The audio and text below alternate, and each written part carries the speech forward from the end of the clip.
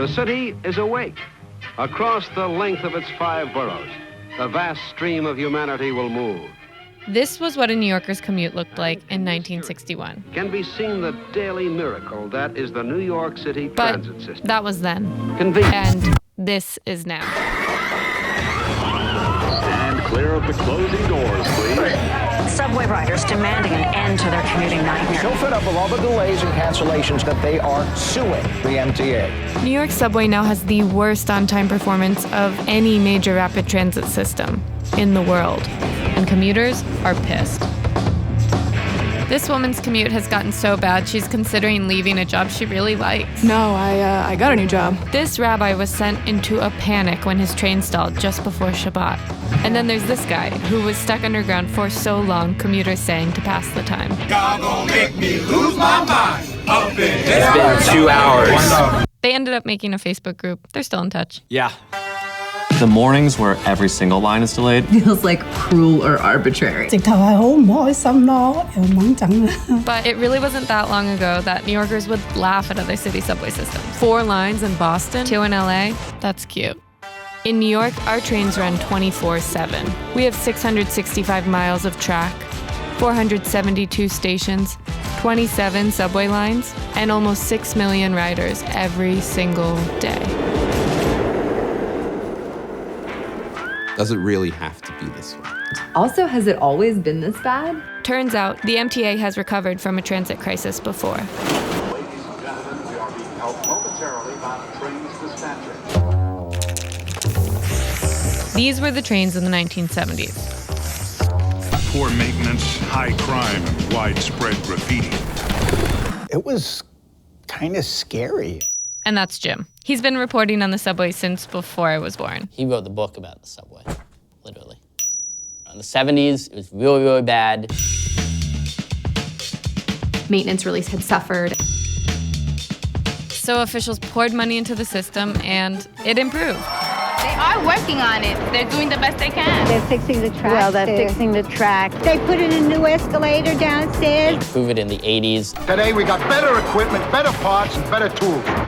In the 90s, it gets to be kind of the best it's ever been. The 1990s were the golden era of subway functionality. So if you want to prove to someone that New York has it all, just show them your MetroCard Gold. New York's governor at the time, George Pataki, called it a transit renaissance. But then that city that has it all started taking the system for granted. Starting with Mayor Rudolph Giuliani. Cut down the size of city government. Just a year into his first term, the mayor cut the city's contribution to the MTA's budget by millions of dollars. And then Governor Pataki followed Giuliani's lead. And so began a trend of mayors and governors diverting part of their budgets away from the MTA and toward their own priorities, and then blaming one another for the problems that followed. Right. So while the city and state contributions got smaller and smaller and smaller, subway ridership went up, and so did the fares. But fares still weren't enough to make up for the budget cuts. So a group of Wall Street executives came to the MTA with a deal.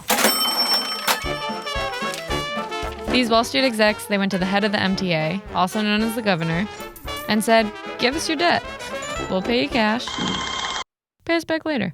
Pataki agreed to the deal to refinance the MTA's debt. Basically, they used the Amex to pay off the MasterCard. And these bankers, many of whom were donors to Governor Pataki's campaign, walked away with $85 million in commissions and fees. And that debt lives on today. Finally reaches its destination. Even if some of the equipment we're still paying for does not. Great habitat enhancement for fish and shellfish.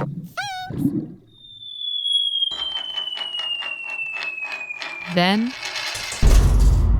there was a fiscal crisis globally. That was a really big turning point for the MTA. Maintenance was withdrawn. If you're checking the cars less frequently, you're repairing the cars less frequently, then they're going to break down more frequently. So basically, the trains became slightly less reliable. But there were millions of dollars draining from the MTA's budget that could have been used for maintenance. So what happened was, this summer, Governor Cuomo's administration forced the MTA to bail out some upstate ski resorts after an unusually warm winter. So we set out to try and find out if there were a lot of other examples of the MTA being forced by the state to spend money on things that had nothing to do with the subway. And we found out about these bond issuance fees. bond issuance fees may sound a little boring. So I hired a busker to write a song about it. Well, the MTA is underfunded and operating at a loss.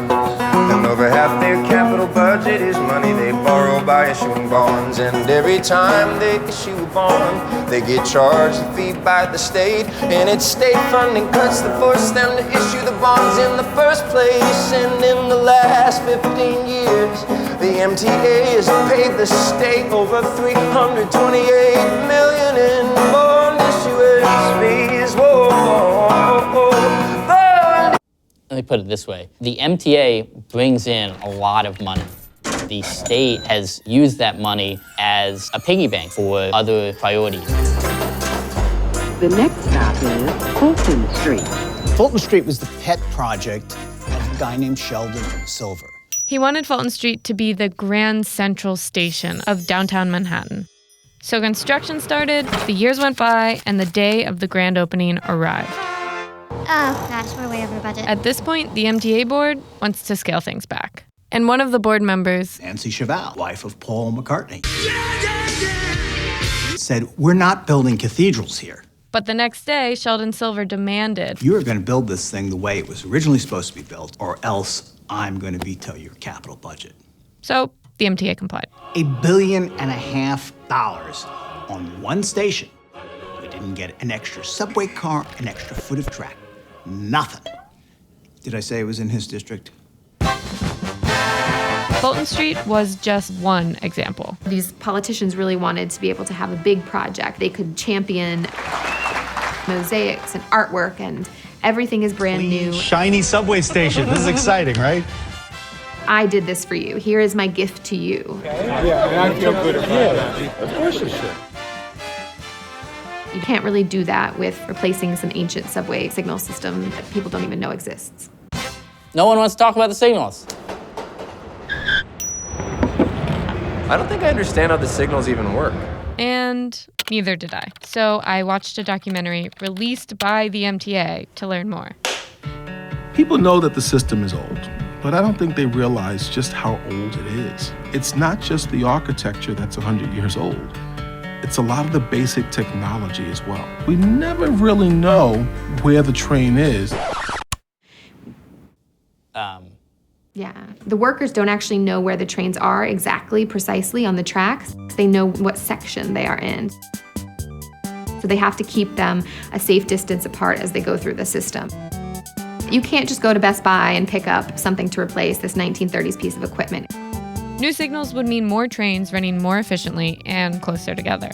But it's been 2 decades since the MTA first began its push to upgrade its signals. And so far, they've completed just one line. If you don't focus on the core needs of the system, bad things can happen.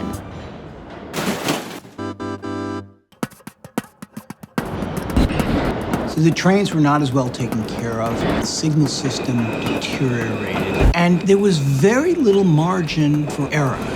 And then that margin gets even smaller with Hurricane Sandy. The worst disaster in the history of the subway system. So this is the part of the story where all of those bad decisions of the past really start wreaking havoc. The MTA is openly violating its own safety directive. A tunnel wall in Brooklyn collapses onto the tracks. We just boarded the rescue train. There have been 22 derailments. Overcrowding is definitely a problem, but the MTA can't blame everything on overcrowding.